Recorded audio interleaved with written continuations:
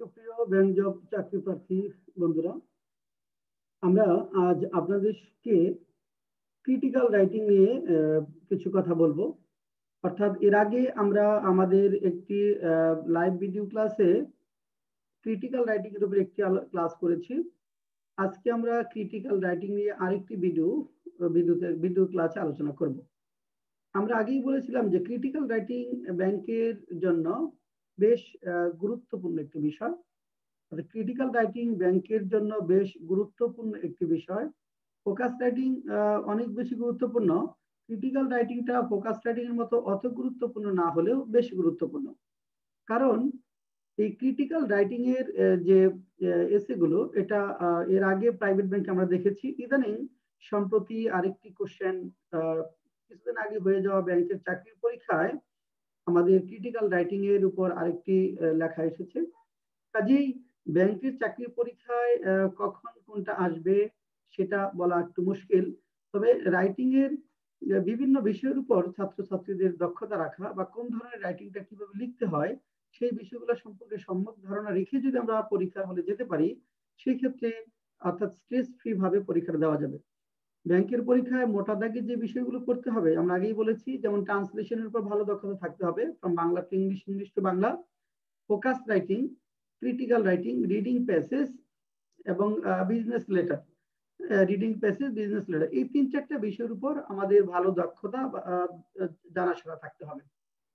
আজ আমরা আমাদের ক্রিটিক্যাল রাইটিং এর দ্বিতীয় পার্ট আলোচনা করব। আমরা ক্রিটিক্যাল রাইটিং এর প্রথম পার্টে আর্গুমেন্টেটিভ এসে নিয়ে আলোচনা করেছিলাম।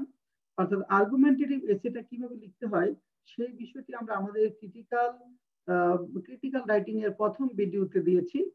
আপনারা যারা ভিডিওটি মিস করেছেন তারা আমাদের ইউটিউব চ্যানেল সাবস্ক্রাইব করে আপনারা প্লে লিস্টে ব্যাংক জব রিটেন ইংলিশ এর আন্ডারে ওগুলো সবই দেখতে পারবেন। অর্থাৎ আমাদের ভিডিওগুলো যারা মিস করেছেন আমাদের ইউটিউব চ্যানেল সাবস্ক্রাইব করে আপনারা অর্থাৎ প্লে লিস্টে আমরা প্রত্যেকটার জন্য আলাদা আলাদা প্লে লিস্ট করেছি। বেসিক ইংলিশের জন্য আলাদা প্লে লিস্ট, বিসিএস রিটেনের জন্য আলাদা playlist, BCS preliminary English এবং ব্যাংক জব রিটেনের জন্য আলাদা আলাদা প্লে লিস্ট করেছি। অর্থাৎ আপনার ব্যাংক জবের লেখাগুলো পেতে চাইলে ব্যাংক জবের যদি আমরা লাইভ ক্লাসগুলো দেখতে চান তাহলে প্লে লিস্টে গিয়ে আপনি ব্যাংক জবের যে হেডিংটা আছে সেখানে ক্লিক করলে সবগুলো আস্তে আস্তে দেখতে পারবেন। তাহলে চলুন আজকে আমরা করব বোথ দ্য ভিউজ ডিসকাশন এসে। অর্থাৎ ক্রিটিক্যাল রাইটিং এর মধ্যে বোথ দ্য ভিউজ ডিসকাশন এসেটি কিভাবে লিখতে হয় সেটি আমরা আজকে আপনাদের দেখাবো। বোথ দ্য ভিউজ ডিসকাশন এসে অর্থাৎ যে কোনো বোথ দ্য ভিউজ ডিসকাশন এসে আপনার দুইটা ভিউ থাকবে, ফার্স্ট ভিউ এবং সেকেন্ড ভিউ। কোশ্চেনে ফার্স্ট ভিউ এর পক্ষে প্রথমে কথা বলতে হবে, তারপর সেকেন্ড ভিউ এর পক্ষে কথাগুলো বলতে হবে। অর্থাৎ প্রথমে আপনি দুইটা ভিউ এখানে দেওয়া থাকবে, দুইটা ভিউ এর ফার্স্ট ভিউ এর পক্ষে প্রথমে কথাগুলো বলবেন, তারপর সেকেন্ড ভিউ এর পক্ষে কথাগুলো বলবেন। তাহলে সবার আগে একটা ইন্ট্রোডাকশন থাকবে, এরপরে ফার্স্ট ভিউটা হাইলাইট করতে হবে, তারপর সেকেন্ড ভিউটা হাইলাইট করতে হবে, তারপর একটা কনক্লুশন থাকবে। চলুন আমরা দেখি একটু ফরম্যাটটা দেখে নেই যে ক্রিটিক্যাল রাইটিং এর ফরম্যাটটা কিভাবে হবে। অর্থাৎ আমরা ইন্ট্রোডাকশনটা কিভাবে লিখতে পারি। অর্থাৎ একটা কমন ইন্ট্রোডাকশন আপনি মুখস্থ করে ফেলতে পারেন, সেটি আপনি বারবার চাইলে লিখতে পারেন, অথবা যখন আপনি ভালো লিখতে পারবেন তখন ইন্ট্রোডাকশনটা চেঞ্জ করে ইমপ্রুভ ইন্ট্রোডাকশন লিখতে পারেন। যতক্ষণ পর্যন্ত না আপনি ভালো রাইটার হচ্ছেন, ভালো লেখার দক্ষতা না হচ্ছে, ততক্ষণ পর্যন্ত আপনি একটা কমন ইন্ট্রোডাকশনটার উপর ভিত্তি করে লেখবার চেষ্টা করবেন, বডিতে ক্রিয়েটিভিটি শো করবেন। আর যখন আপনি ভালো লিখতে পারবেন তখন ইন্ট্রোডাকশনটা চেঞ্জ করে আপডেট করে নেবেন। দেখেন আমরা প্রথমে ইন্ট্রোডাকশন, অর্থাৎ ইন্ট্রোডাকশনে এই ইন্ট্রোডাকশন কথাটা থাকবে না, এটার জন্য একটা প্যারা থাকবে। ইন্ট্রোডাকশন এই কথাটা থাকবে না, এখানে একটি প্যারা থাকবে। প্যারাতে আমরা কি বলবো সেটা হলো there are differences of opinions among scholars regarding topic sentence. যে টপিক সেন্টেন্সটা আছে সেটি একটু সাজিয়ে লিখতে হবে। যে টপিক সেন্টেন্সটা আছে এখানে এই সেন্টেন্সের সাথে মিল রেখে সাজিয়ে লিখতে হবে। অর্থাৎ there are differences of opinions among scholars regarding the topic sentence. অর্থাৎ এই টপিক সেন্টেন্স সম্পর্কে বা এটা সম্পর্কে স্কলার বিদ্বানদের মধ্যে মত ভিন্নতা রয়েছে। তারপর লিখবেন some people hold the view that first part of the topic. এই কথা বলে অর্থাৎ some people hold the view that, এটা বলে ফার্স্ট পার্ট অফ দ্য টপিকটা প্রথমে বলবেন। Some people hold the view that এটার পরে ফার্স্ট পার্ট অফ দ্য টপিকের ফার্স্ট পার্টটা তুলে ধরবেন। while others oppose the idea and think that second part of the topic, অর্থাৎ while অপরদিকে others oppose the idea, অন্যরা এই আইডিয়াটা বিরোধিতা করেন and think that, এবং মতামত দেন যে এটা বলে second part of the topic, কোশ্চেনের সেকেন্ড পার্ট এখানে বলবেন। তারপর ইন দিস এসে দেখেন, ইন দিস এসে I will go deep into the matter before drawing my opinion. In this essay, এই এসেতে I will go deep into the matter before drawing my opinion. আমি আমার মতামত ব্যক্ত করার পূর্বে এসের গভীরে প্রবেশ করব। এটা একটা কমন ইন্ট্রোডাকশন আমরা ডেভেলপ করে দিলাম। হ্যাঁ, এটা দিয়েও তো 60% পর্যন্ত নাম্বার কভার করা যাবে। তার উপরে পেতে চাইলে কিন্তু আপনাকে ইন্ট্রোডাকশনে নিজের মতো করে সুন্দর করে লিখতে পারতে হবে।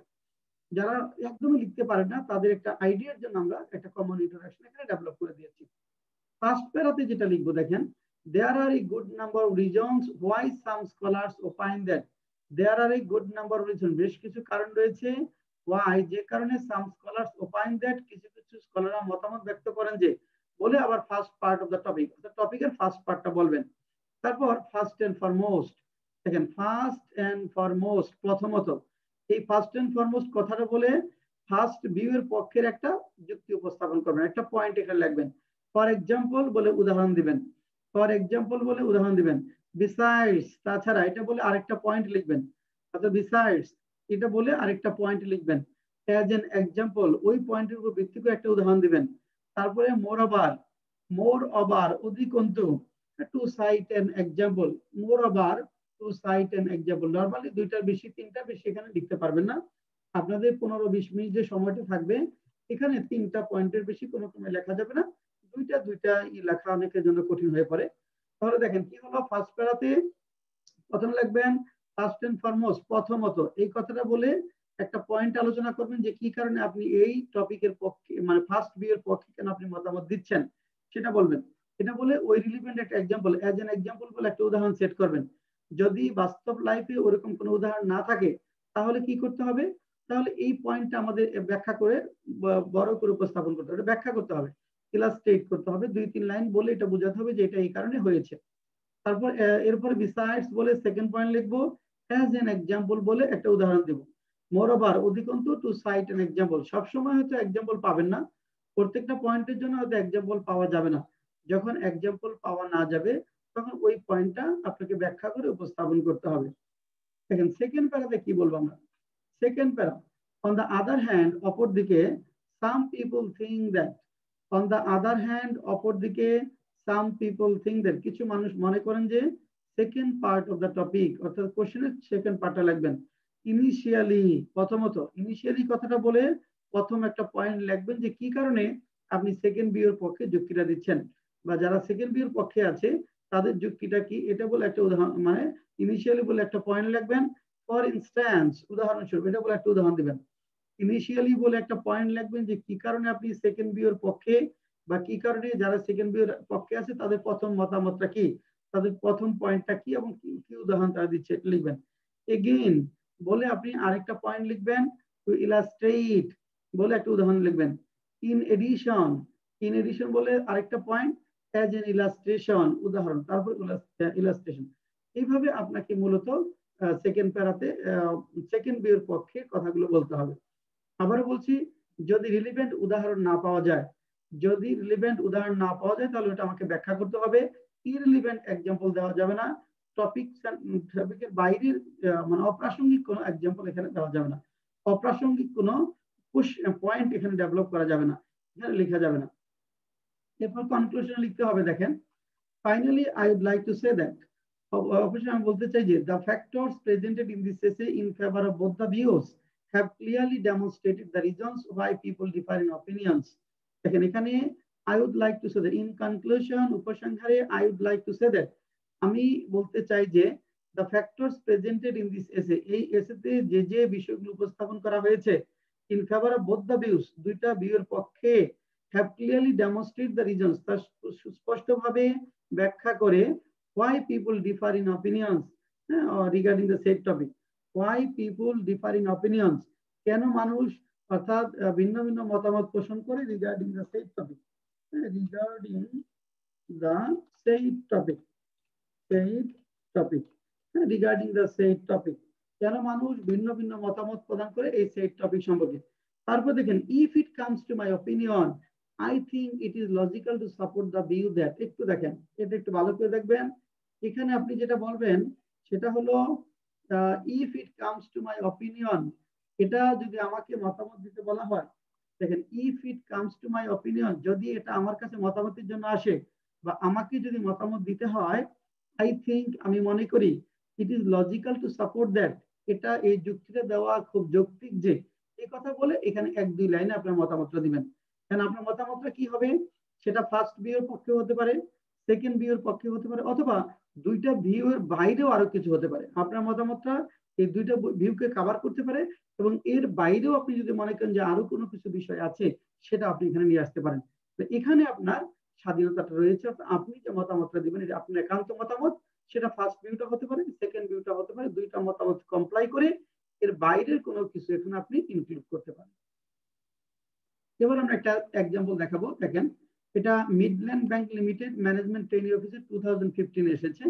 আর এই সম্প্রতি হতে যাওয়া, অর্থাৎ আপনাদের জানুয়ারি 2021, অর্থাৎ জানুয়ারি 2021 একটা ব্যাংকের পরীক্ষায় এরকম একটা বোদ্ধা ভিউজ ডিসকাশন আপনার এসেছে। বোদ্ধা আর্গুমেন্টারিভ আকারে আসছে, ডেথ পেনাল্টি নিয়ে একটা লেখা। এটাও ঠিক ডেথ পেনাল্টি, যেটা মিডল্যান্ড ব্যাংকে এসেছিল ম্যানেজমেন্ট ট্রেনিং অফিসার 2015-তে।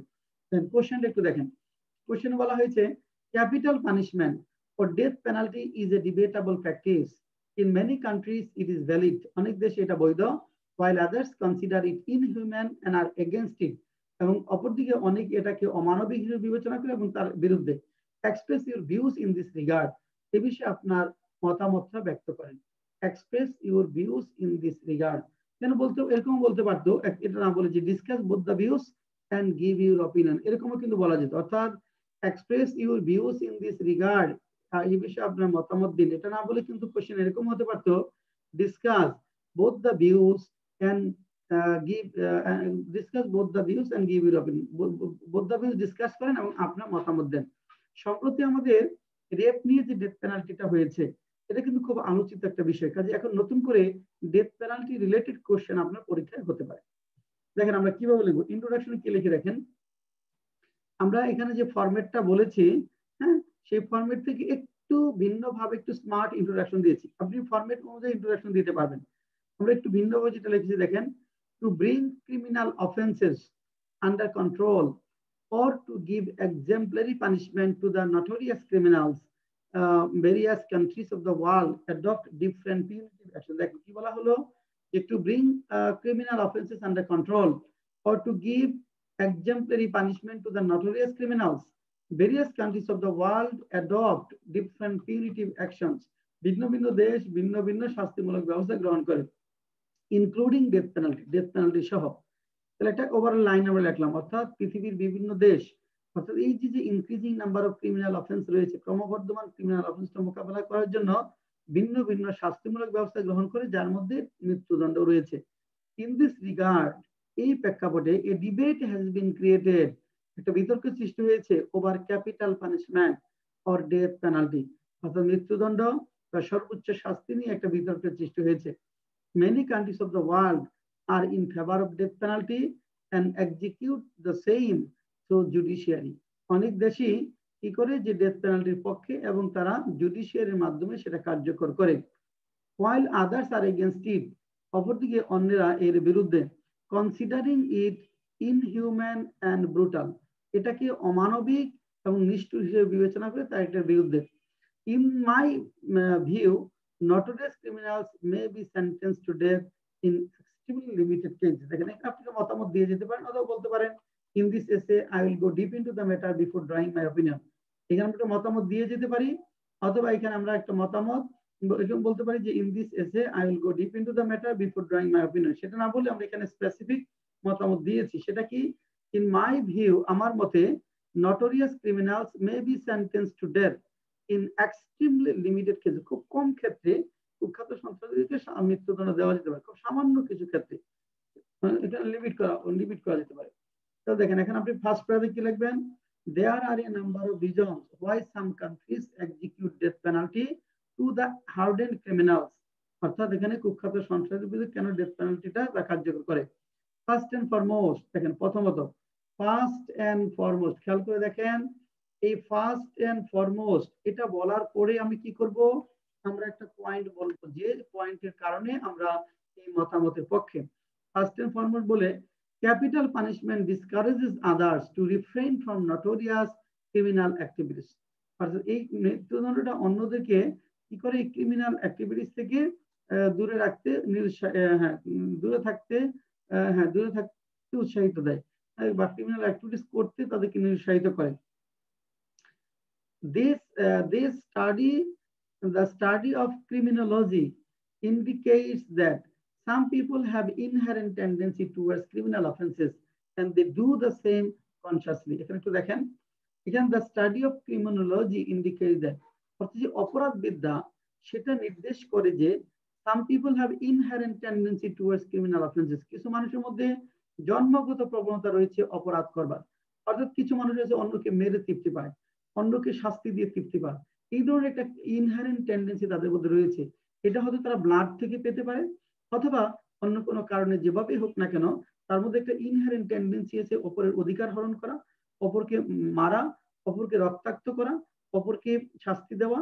এটা করে তারা অনেক মজা পায়, এটার মধ্যে একটা ইনহারেন্ট টেন্ডেন্সি তাদের মধ্যে আছে এবং এটা তারা সচেতন ভাবেই করে, খুব সচেতন ভাবেই এই কাজটা অনেকেই করে। অর্থাৎ কার কিসের কথা, ক্রিমিনোলজির কথা, অপরাধ বিজ্ঞানের কথা। তাহলে দেখেন, without enforcement of strict punishment they cannot be debarred from committing crime against mankind. So কঠোর শাস্তিমূলক ব্যবস্থা ছাড়া তাদেরকে মানবতার বিরুদ্ধে এখানে অপরাধ করা থেকে বিরত রাখা যাবে না। In such a case, এই ধরনের ক্ষেত্রে some countries of the world go for death penalty. For example, the Constitution of Bangladesh allows death penalty against some criminal offenses, including crime against humanity.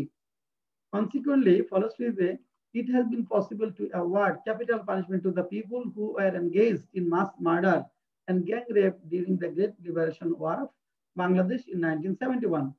After such a trial, the criminals will think twice before committing any crime against humanity.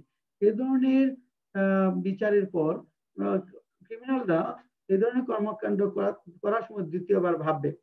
Besides, some other brutal criminal offenses such as child rape, murder cannot be brought under control without highest punishment. The fear of death penalty will discourage those who have inherent tendency to commit crime, ignoring the law of the land.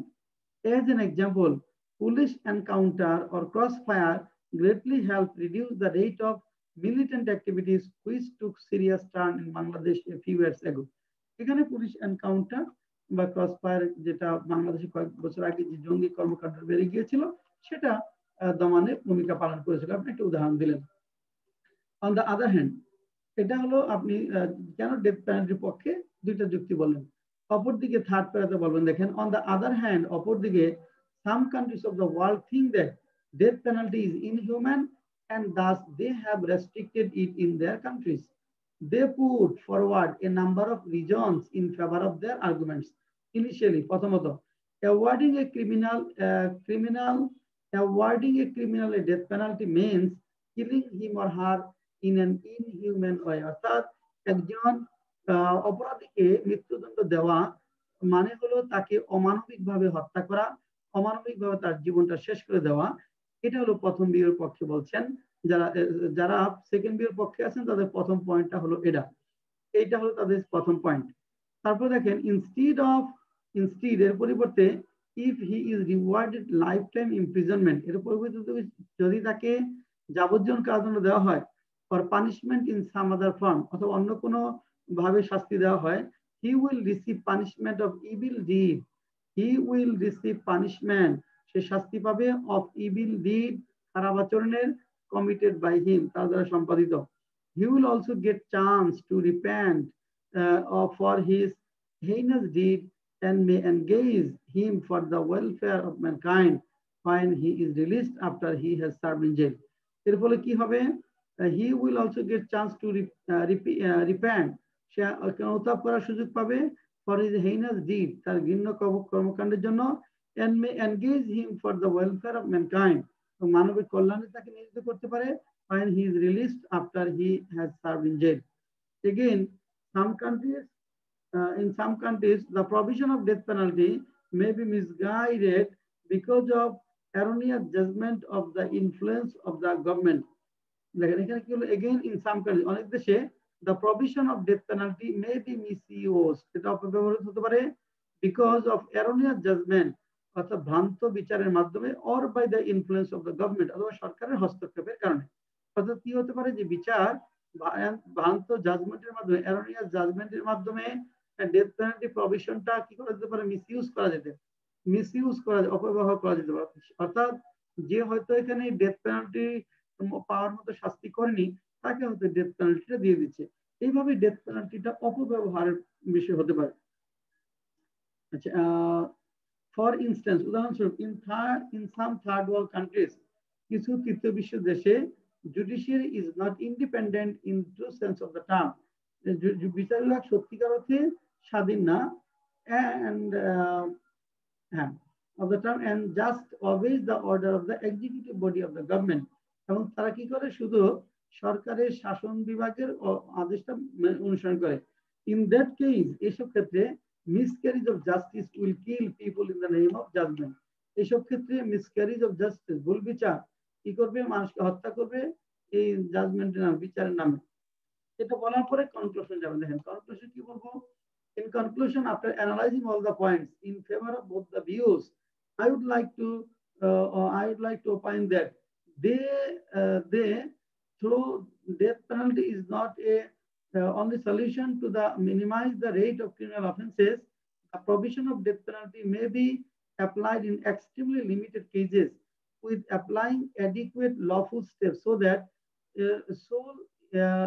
not a soul is killed in the name of death penalty. দেখেন যেটা বললাম কনক্লুশনে, in conclusion, উপসংহারে, after analysing all the points in favour of both the views, এই দুইটা পক্ষে বিপক্ষের সকল যুক্তিগুলো বিচার বিশ্লেষণ করে, I would like to opine that, আমি আমার মতামত ব্যক্ত করতে চাই যে, though death penalty is not only the solution, যদিও ডেথ পেনাল্টি, মৃত্যুদণ্ডটা একমাত্র সমাধান নয়, not only to minimize the rate of criminal offenses, এই যে অপরাধগুলো রয়েছে, অর্থাৎ এই ক্রিমিনাল অফেন্স যেগুলো রয়েছে সেগুলো কমানোর জন্য এটাই যথেষ্ট নয়।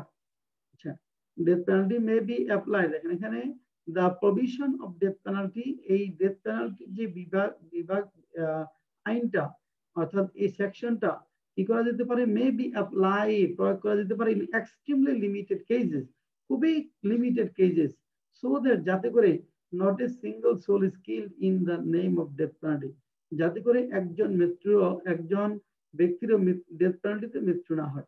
তাহলে এইভাবে আমরা যদি লিখি, তাহলে আমাদের ক্রিটিক্যাল রাইটিং এর বিশেষ করে বোথ দ্য ভিউজ ডিসকাশন এসেগুলো ক্লিয়ার আইডিয়া দিয়ে, আমি আরো বলছি, অর্থাৎ বোথ দ্য ভিউজ ডিসকাশন এসে এটা ক্রিটিক্যাল রাইটিং, এটার জন্য 4টা প্যারা হবে। প্রথম প্যারা হবে ইন্ট্রোডাকশন, তারপরে ফার্স্ট প্যারাতে অর্থাৎ ফার্স্ট ভিউ এর পক্ষের কথাগুলো আসবে, সেকেন্ড প্যারাতে সেকেন্ড ভিউ এর কথাগুলো আসবে, তারপর কনক্লুশন দিবেন। কনক্লুশন আপনি প্রথমে ফরম্যাটটাকে লিখে নিজে, অর্থাৎ আপনার মতামতটা কি, এই যে কোশ্চেনটা বলা হলো সেখানে কি করা উচিত, সেটা আপনি ফার্স্ট ভিউকে সাপোর্ট করতে পারেন, অথবা সেকেন্ড ভিউকে সাপোর্ট করতে পারেন, অথবা এই ভিউর বাইরেও আপনি নিজস্ব মতামত পুনর্ব্যক্ত করতে পারেন।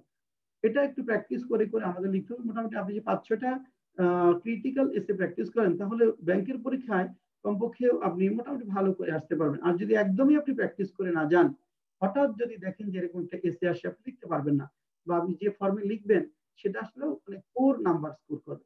এই কারণে আপনার প্রত্যেকটা রাইটিং এর প্রত্যেকটা পার্ট সম্পর্কে জেনে যেতে হবে যে এগুলো এইভাবে লিখতে হয়, যে ফোকাস রাইটিং এও লিখতে হয়, ক্রিটিক্যাল রাইটিং এও লিখতে হয়, বিজনেস লেটারটা ফরম্যাট এভাবে হয়। এগুলো যখন আপনি জেনে যাবেন পরীক্ষার হলে, তখন একটা কনফিডেন্স আসবে যে ইয়েস আমি লিখতে পারবো। সেন্টেন্স অনুবাদটা যখন আপনি পারবেন, সেন্টেন্স যখন শুদ্ধ করে লিখতে পারবেন, আস্তে আস্তে আপনার মধ্যে কনফিডেন্সটা ডেভেলপ করতে থাকবে। আর একজন ব্যঙ্গক শিকারের এটাই হলো আলটিমেট গোল, যে তার মধ্যে কি হবে, এই কনফিডেন্স লেভেলটা আসবে, একটু সময় দিতে হবে। যখনই আপনার মধ্যে কনফিডেন্স আসবে, তখন আর চাকরি পেতে সময় লাগবে। দেখা যায় 1 বছরে আপনি 5টা চাকরি পেয়ে গেছেন। আমাদের অনেক স্টুডেন্ট রয়েছে যারা 2 বছর মানে খালি ফেল, কিন্তু তারপরে 6 মাস বা 1 বছরে দেখা যাচ্ছে 5টা জব পেয়েছে, তখন তার যে হাসিটা, তার যে তৃপ্তিটা, সেটা সত্যিকার আমাদের জন্য বিশাল এক আনন্দের। তাদের এই অংশীদারের হতে পারে, অর্থাৎ তাদের পিছনে আমাদের অবদান থাকার কারণে অথবা তাদের পিছনে সামান্য হলেও আমরা অবদান রাখতে পারার কারণে এটা আমাদের জন্য আনন্দের বিষয় হয়ে দাঁড়ায়। আচ্ছা, এ পর্যন্তই থাকবে। আমরা এই আলোচনাটা আমরা করেছি আমাদের ব্যাংক জব রিটেন ইংলিশ একটা বই আছে, আপনারা অবগত আছেন সবাই।